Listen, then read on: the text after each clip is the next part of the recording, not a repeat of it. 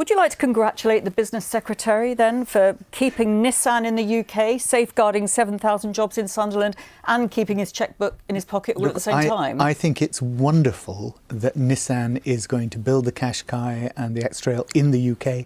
There will be about 40,000 people who slept much more soundly in their beds last night, knowing that their mortgages were going to be paid at the end of the month, that their rents were going to be paid, that they had jobs and security for the future. It's wonderful. So you would do the same? Well, the question is, we don't know what the same is.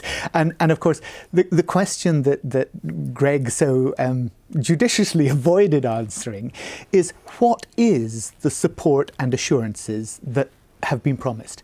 He said that in the letter that he wrote there were support and assurances, but what we need to know is this generally for the industry? And as Jim Farley, the CEO for Ford, has said, you can't do a deal for one and not for the other. We have to know, and actually this is, if there is money involved, even if it's compensation in the future, if the tariffs remain in place, we do need to know what's happening with public money and public resources. So if do you suspect that is what's happened? I'm not going to make accusations. I'm not going to make accusations.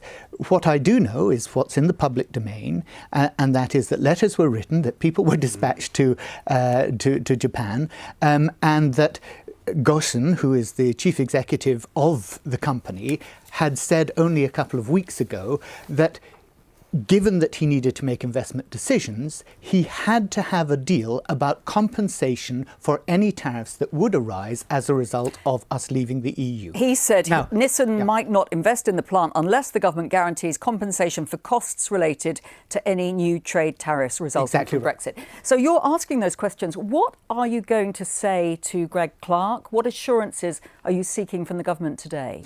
What I'm saying to Greg Clark is, look, show us. Show us the letter. I mean, if this is simply a letter that doesn't promise anything that is unusual, out of the ordinary, or any more than warm words about supporting the sector in general, then there's no need to hide it. What is the secrecy here? This is the point.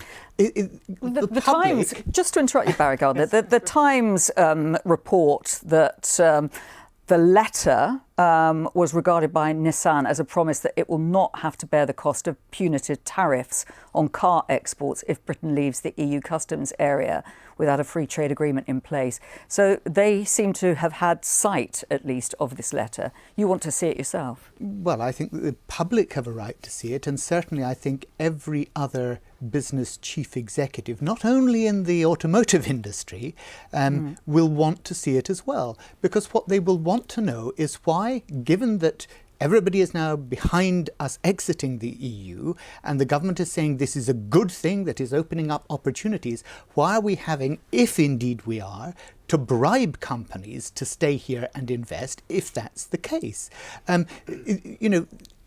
This is supposed to be a new opportunity for Britain trading in the world. But we seem to be having to persuade companies that actually they should stay here and take advantage of that opportunity. Are you saying other companies, other sectors will have to be equally bribed? No, I'm not making an allegation that a bribe has taken place. What I'm saying is that the government has to be transparent. All right. Harry Cole, what do you make of it? I think what this argument will come down to is the wriggle room around the words remain competitive. The government have said they've promised, Nissan have said that the government have promised that they'll be able to remain competitive. Now, in Nissan's eyes, that clearly means no financial hit to them. In the government's eyes, obviously, of course, the government wants to support the car market and for it to remain competitive. But going back to the idea that this is anything new or anything the government shouldn't be doing is I think, where the next conversation we've had.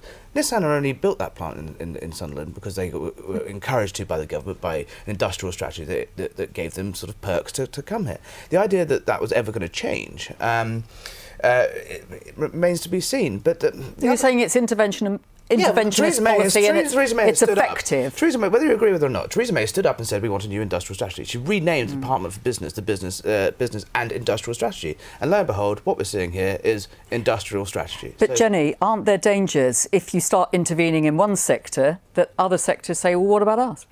Absolutely, I mean, that's what's so puzzling about this. Of course, we're all delighted that there are jobs in the northeast, but those of us who didn't want to leave the European Union anyway because we thought it would mean a financial hit to the country, what is the government going to do? It's not just the car industry. Are they going to subsidise agriculture? Are they going to turn to the city and say, don't worry, if banks can no longer operate in Europe, we're going to compensate you for all your losses, so don't take your tens of thousands of jobs away? Where do they stop?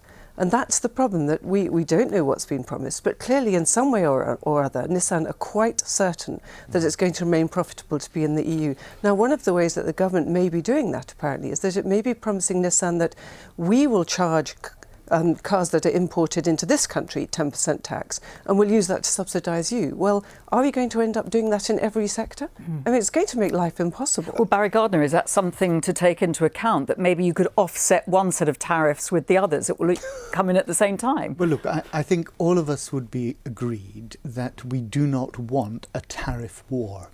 And again, let's think about that's going to happen, though, isn't it? If no deal is agreed, the wider 10% philosophy tariffs of come the in. government is supposed to be free trade.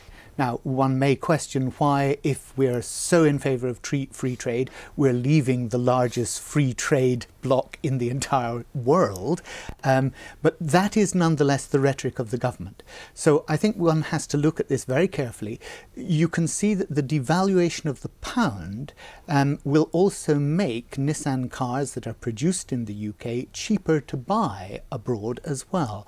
And I think it's not just looking at the 10% tariffs that may be charged, it's also the thought perhaps that if the pound keeps on sinking in value, then actually there will be a boost to Nissan sales that may also have played some role in the decision. But that is not a good indicator for our economy in general. It means that people think that the value of UK PLC has gone down. And is it, Jenni, is it Labour Party policy that the UK should remain a member of the single market? No, it's Labour Party policy that we should now leave the EU as the people have asked, but that we should retain the best possible access for our companies.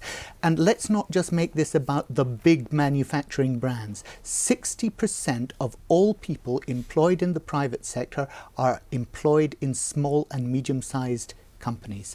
And we need to have a strategy that works for them, not just for the big boys. Barry Gardiner, thank you very much.